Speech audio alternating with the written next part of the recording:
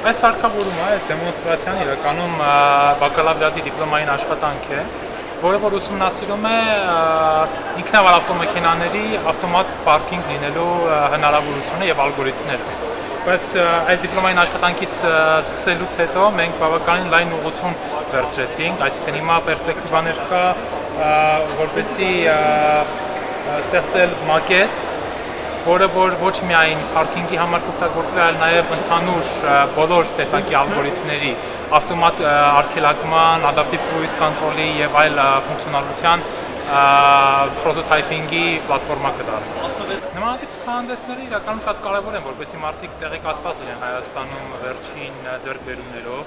Այս ցուցահանդեսին մասնակցության մեր նպատակը հիմնականում այն է, որ ասենք, որ Հայաստանում մենք աշխատում ենք ինքնավար ավտոմեքենաների ոլորտում, համագործակցում ենք աշխարհի խոշորագույն կազմակերպությունների հետ Ճապոնիայից, Եվրոպայից եւ ԱՄՆ-ից,